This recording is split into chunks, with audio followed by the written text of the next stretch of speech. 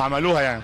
سؤالي الاخير لي والمنافسه في الدوري الاسباني مع برشلونه واتلتيكو مدريد، شايف فرص فريق اتلتيكو مدريد هذا الموسم في الدوري الاسباني ازاي؟ Hablando sobre su competición en la Liga Española y cómo está contra el Real Madrid, qué va a pasar.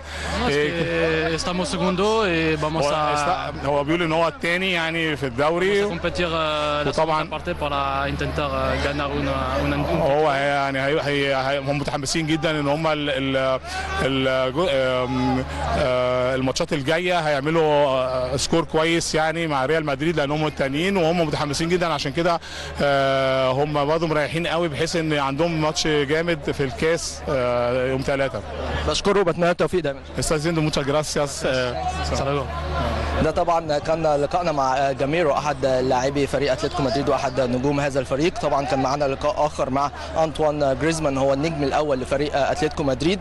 اكيد كانت مباراه مهمه جدا، احتفاليه جيده جدا من خلال هذه المباراه الخيريه، واللي اكيد العائد كله الخاص بهذه المباراه موجه لشهداء مصر بشكل عام على مدار الفترات السابقه، وده اكيد الهدف الاساسي اللي هدف من خلاله مجلس اداره النادي الاهلي بقياده الكابتن محمود الخطيب، واكيد هيكون في مفاجآت اخرى ان شاء الله لكل جمهور النادي الاهلي. عوده للاستوديو.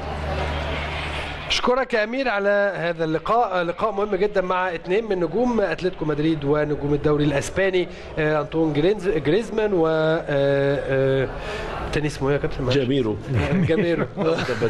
جاميرو وجاميرو الحقيقه اثنين من نجوم الدوري الاسباني زي ما حضراتكم شفتوا. بشكر امير الحقيقه في اخر الحلقه ان شاء الله وفي اخر هذا الاستوديو هشكر كل الناس الحقيقه لان النهارده مجهود رائع رائع رائع من كل الناس الحقيقه اللي كانوا موجودين. كابتن شريف، يعني خلينا نرجع ونتكلم على التغييرات. حضرتك شفت هذه التغييرات، كميه كبيره جدا او عدد كبير جدا من التغييرات في النادي الاهلي، اعتقد ان هي اثرت على شكل المباراه. مش عارف بقى حضرتك قول لي رايك، هل بالايجاب ولا بالسلب؟ اعتقد بالسلب. يعني انا لما اكون انا متفوق 2-0 اذا في حاله هتحصل في فريق اتلتيكو مدريد، انتفاضه، سرعات هتزيد، نعم، احترام المنافس بقى اكتر من كده. اداء الشوط الاولاني احنا كنا بنمسك ونمتلك الكره في نص الملعب وعندنا النو هاو بتاعها ان احنا بنقدر نجاري ونقدر نطلع بالخطوط مع بعض مترابطين، انما احنا بعد الهدف الثاني كابتن